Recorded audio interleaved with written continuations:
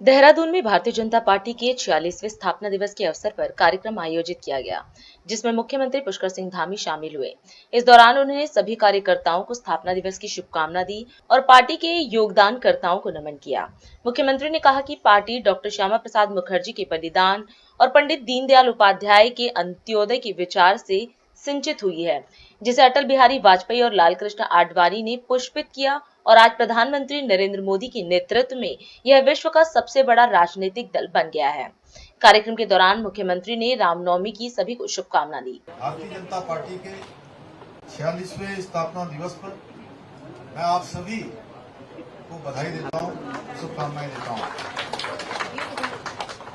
मैं भाजपा के स्थापना दिवस पर अपने खून पसीने से सींचकर भाजपा को वट वृक्ष बनाने वाले सभी महापुरुषों को भी नमन करता हूं, जो वट वृक्ष डॉक्टर श्यामा प्रसाद मुखर्जी के बलिदान और पंडित दीनदयाल उपाध्याय जी के अंत्योदय के विचार के द्वारा सींचा गया। स्वर्गीय अटल बिहारी वाजपेयी जी और आदरणीय लालकृष्ण आडवाणी जी के दूरदर्शी नेतृत्व में पुष्पित और पल्लवित हुआ, वो आज आदरणीय प्रधानमंत्री श्री नरेंद्र मोदी जी के नेतृत्व में विश्व का सबसे बड़ा राजनीतिक दल बन गया।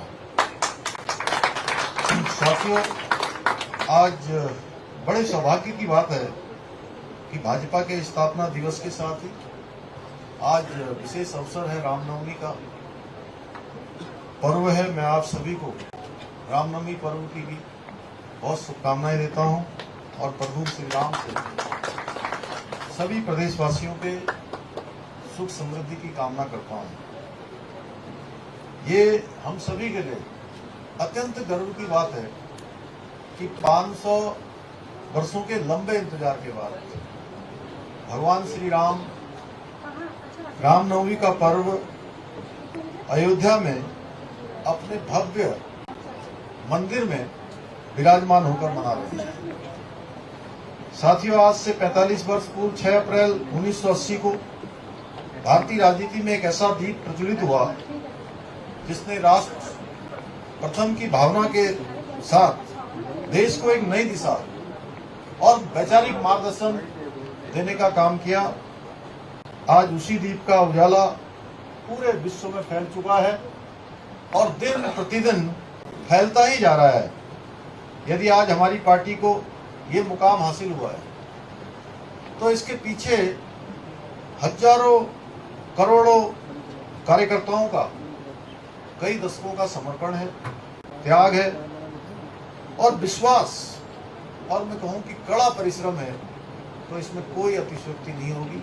उसी के कारण से आज भारतीय जनता पार्टी पूरे विश्व का सबसे बड़ा राजनीतिक दल बना है। ये हमारा सौभाग्य है कि हम ऐसे संगठन के सदस्य हैं जिसके लिए राष्ट्र प्रथम, संगठन द्वितीय और व्यक्ति अंतिम रहा है, और हमने हमेशा ही राष्ट्र हित को सर्वोच्च प्राथमिकता दी है। साथियों, देश की आजादी के बाद देश के अंदर